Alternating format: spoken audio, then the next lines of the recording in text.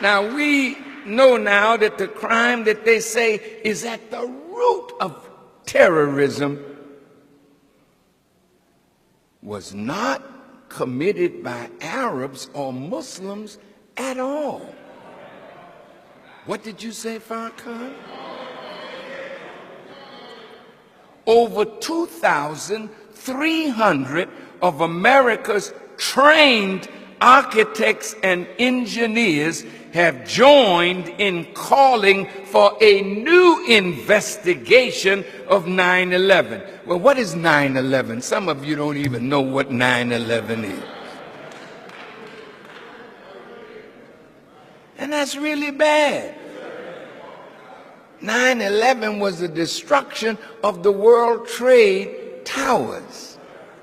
Does it ring a bell now?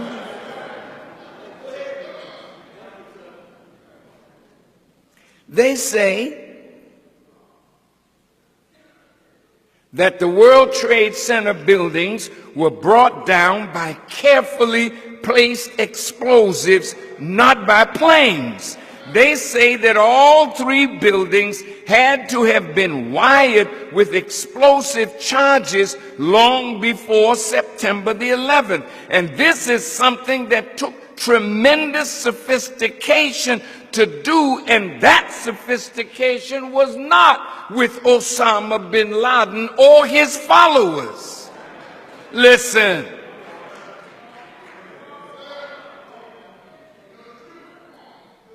But if it was not Muslims, then who?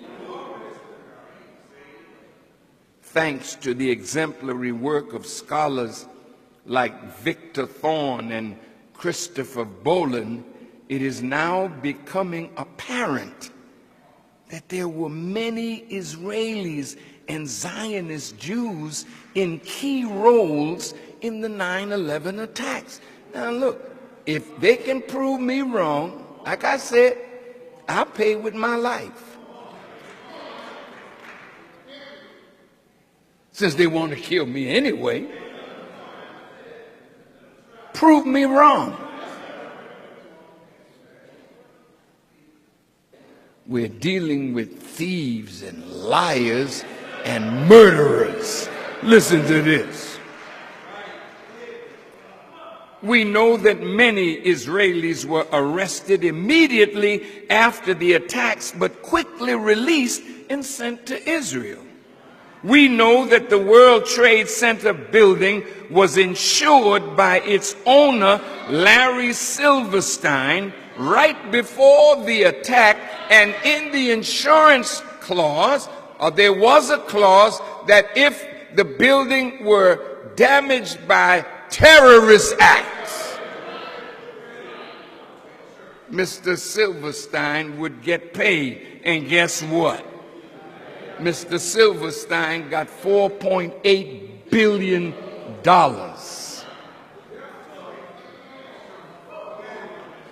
We know that an Israeli film crew dressed as Arabs were filming the Twin Towers before the first plane went in. In other words, these Israelis had foreknowledge of the attacks.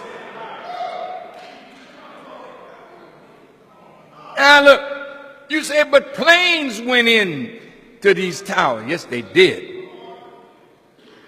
But do you know what kind of technology you have to have as a pilot to fly a plane and drop down to an altitude and turn at an angle at 400 or 500 miles an hour into a building?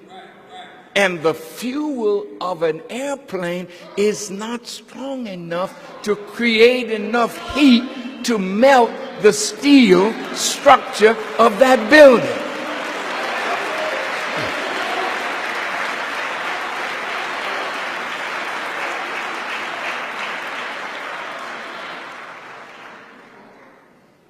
We know that many Jews received a text message not to come to work on September 11th. Who sent that message? that kept them from showing up. Within minutes of the attacks, Ehud Barak, the founder and master of the Israeli military's covert operation force, was in a London studio of the BBC blaming Osama bin Laden and calling for a war on terror.